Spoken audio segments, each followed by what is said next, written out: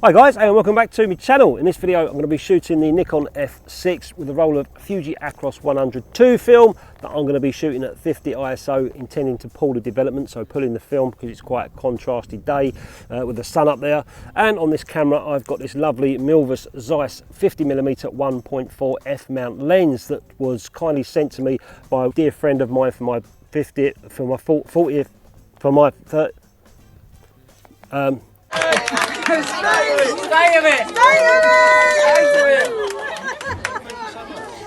For my birthday recently. Not that the t-shirt gives it away, does it? I've got a nice gift from one of my dear friends, this lens here, and it goes to opens up to 1.4 aperture. So in this video I've just come out to shoot f1.4, this whole roll of film all through these woods. So I'm going to take my first shot. This one I'm going to concentrate. You see these two trees here? I've got one in the foreground and one in the background. I want to take a photograph from here of the one in the background, meaning I'm going to focus on the one in the background, and I'd be interested to see what happens at f1.4 with the background and also the foreground. So, you know, this is new to me, guys, as much as anyone else that's not used to this lens. If you are used to these sort of, you shoot 1.4 a lot, let us know in the comments. But, you know, we all got to start somewhere, and I suppose by throwing these videos out there, people can learn along with me as well. I'm focusing on that tree in the background. My little green dots come up which says you're in focus, Rog. Take your photograph. 400th of a second the aperture is giving me. 1.4. Let's take the shot. In fact, let's make a bit more creative. I'll come down on this one so we can get a few grass wreaths in there. Done.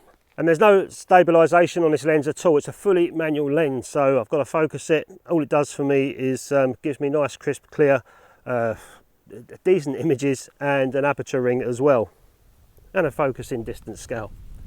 The apertures on this lens range from f16 all the way to, opens up to 1.4, and it's a fully manual lens as well. There's no autofocus. You've got to be pretty much on the ball, and your eyesight's got to be up for it when you're making focuses. Lucky enough, the Nikon F6 has got a focus indicator inside the viewfinder. It turns into a little green dot when I'm in focus.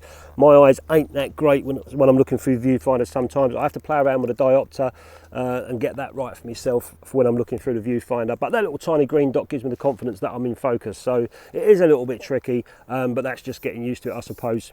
But that's like me with any manual lens on this camera, and especially at 1.4 because the aperture's wide open. You know, it's real hit and miss. You've got to be, if you're doing portraits, if you're whatever portrait style you want to do, but I'm usually focusing right on the eye. So when I'm doing a portrait with this camera, I set the focus point right on the center, and I make sure that that's right on the eye, and the little green dot comes up. That means that I'm in focus and I'm ready to shoot. It is hit and miss. I've tried it on a DSLR and it is hit and miss, but it's just a matter of getting used to shooting at 1.4, which I'm not used to. So today I thought I'd have a little mill around these woodland areas and show you guys some of the images that I get shooting at f1.4. I'll be close up on some stuff and I'll be getting some wider stuff. Is it any good for landscape photography? I reckon it is, but we'll soon find out. I'm going to take a photograph, focus right on the background, infinite. I'll be shooting it infinite on that background there. See what happens with this foreground. Ow, stung already. Okay, 4,000 shutter speed, 1.4. I can already see the depth of field through the viewfinder. Shot done. But I guess shooting with an aperture of 1.4, there are obviously pros, but there are a few cons as well. I would say that the pros are, it's easier to focus during low lights. If you're looking through wide open at f1.4, you can get your focusing nice and bright coming through the viewfinder. And it also gives you more creative opportunities as well to get that nice shallow depth of field in the foreground and in the background, just focusing on your subject. Something that, you know, 1.8 will still give you 2.8, but 1.4 is even more crazy. And also that lovely bokeh look at night, bokeh, whatever you want to call it, you know what I mean, when the depth of field is so shallow, all those lights are just blooming in the background, nice big circles. At nighttime photography, that's another bonus. And also if you do video as well, that can give you that nice bokeh effect at nighttime shooting. You can shoot faster shutter speeds obviously with 1.4, so you can do a lot more handheld stuff in lower light. And also the sweet spot on this lens, or usually most lenses, is a couple of stops down from its widest open. So in this case it would be f2, f2.8 would be its sweet spot. Around about 2.8 or f4 I would say would be the sweet spot of this lens. This post's nicely lit, and I've got these little tiny leaves at the top of this tree here. which is kind of like shimmering in the light. Let's see if I can get some bokeh on it. I don't know, let's try it out. Not going to be a great photograph, but I'll concentrate on the fence. I'm quite close to the fence. It ain't a wonderful picture, but... And it's also really handy if you want to shoot a lower speed film, such as the 25 ISO or 50 ISO. It's not so great in real sunlight like today. This camera goes up to 8,000th of a shutter speed, but you know, one of the downsides of shooting 1.4 in the daytime, you might have to use an ND neutral density filter on the front just so you can, you know, it'll account for the shutter speeds of your camera. So, you know, if your camera's only at 1,000th of a shutter speed, you're going to be stuffed shooting at 1.4 in the sunlight with this lens. So you might need to have an ND filter. And another downside is they're quite heavy. This one is nearly 1 kilogram in weight. So with the F6, it is quite a lump in my hands. They're usually quite heavier, and they are quite expensive as well. The F1.4 lenses do appear to be more expensive than the 1.8s, etc. But that's just waffling on about lenses. 1.4, you've either got one or you haven't. If you haven't got one, I doubt you're missing it. I never did miss shooting a 1.4, but now I've got one. I'm looking forward to seeing what I can get with it in the future. So I'm going to go for the background again and see what happens with this log and beyond. Just focus on that tree in the background with ivy on it. Get my green dot up. There it is. 1/40th of a second. Wow, come right down. This particular lens from Zeiss is weather sealed as well, so with the F6 camera and this lens, I can go out in, I wouldn't say tipping down with rain, but I can certainly go out in the mist and light rain and not worry about getting any water inside the works. This camera's pretty much weather sealed, and so is the lens, so that's a bonus. And the glass itself, for all the geeks, it's got 10 elements in 8 groups. I've not got a clue what that means. It just means there's a load of glass in there. If you drop it all, it's all going to break, you know, but it must be good because they're bragging about it.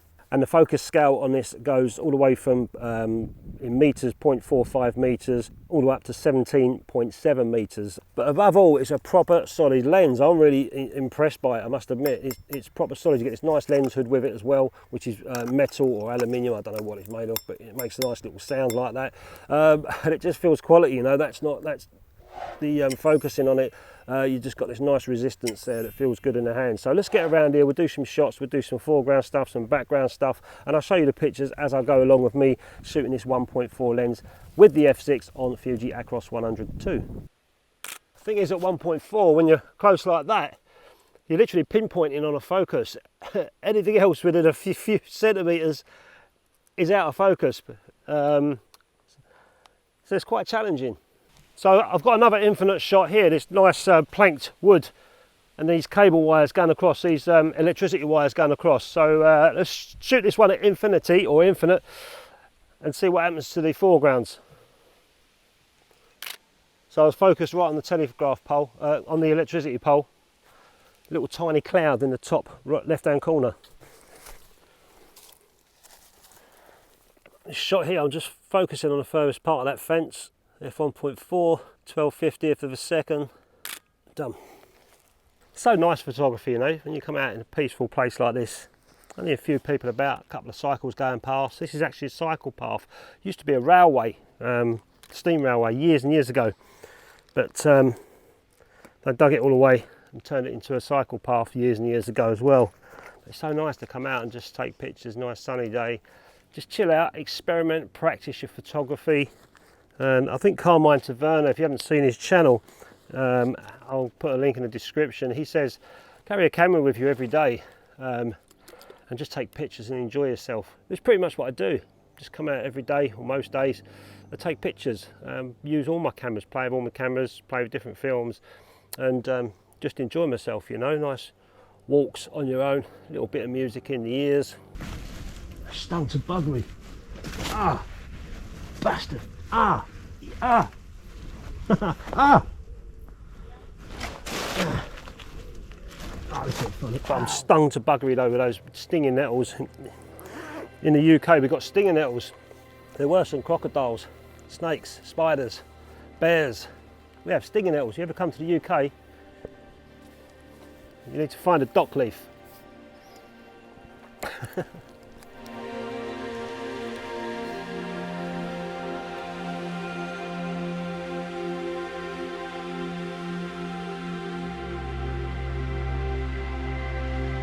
seem to like this composition a little bit with these bars going across. It's just trying to get a decent composition on them.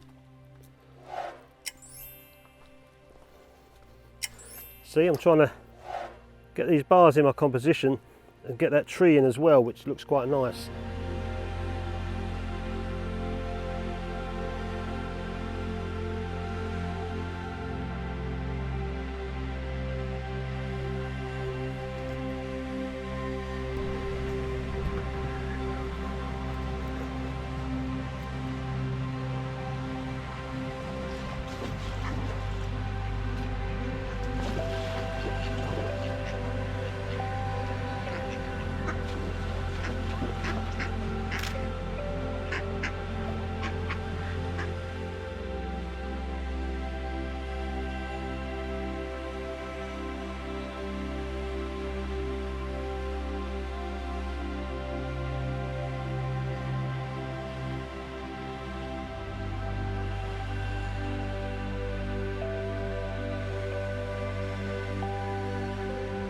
Gonna have a good opportunity here for a bokeh, whatever. Bokeh shot, I'll call it bokeh. Bokeh?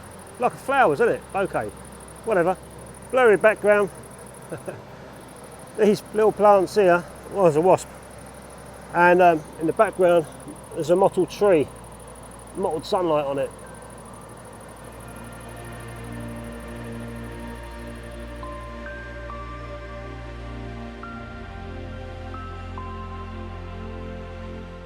So I've got a background there and also a foreground. The background of trees.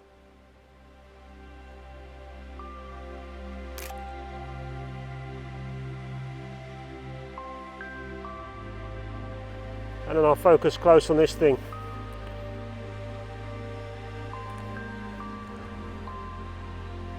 Portrait.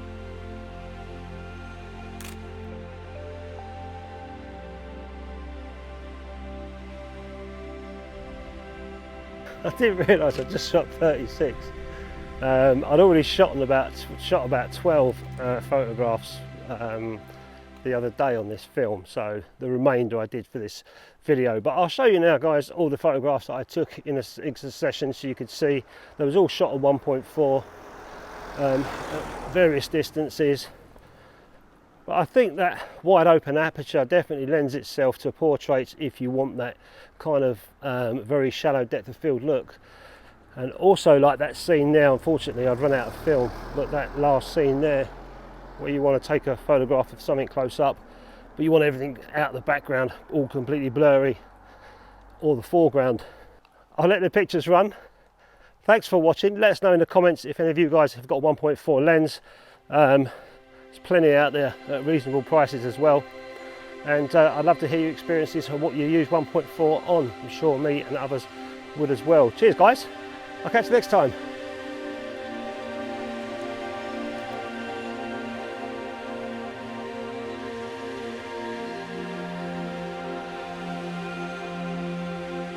This photograph surprised me. Usually a scene like this I'd use a small aperture, but I quite like the way that the background and the foreground is out of focus, which is drawing your eyes to the trees.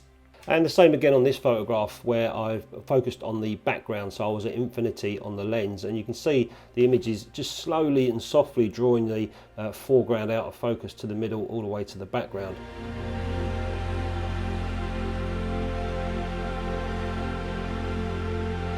I've learned one thing, that I like these kind of wide up close-up shots. However, I do feel that they only work on a busy scene. As you can see, this one here, the background kind of spoils the photograph, I think. You can see it's sky, but having the sky in the background so out of focus, to me, looks a little bit empty. Whereas the other two, there was information going on throughout the whole image. As for these sort of scenes where I'm not so close to the subject, the depth of field at 1.4 is less obvious. Objects in the scene away from the focus point seem to fall out of focus much softer. And this was a good opportunity to try some people, and although I never shoot wide open on street photography, I think it could work quite well. I actually saw these guys walking towards me, so I spun around, I got my focused area and hit the shutter when the guy behind the lady walked into my zone, and I think this works quite well. Thanks for watching, guys, and don't forget to make a comment if you're a 1.4 shooter, what you shoot on, and how it works for you. Cheers.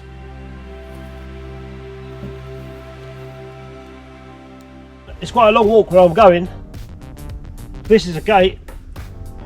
I don't know why it's here, probably just stop cattle coming through, but I've got to keep walking this way and then come back and get my GoPro with a walking shot.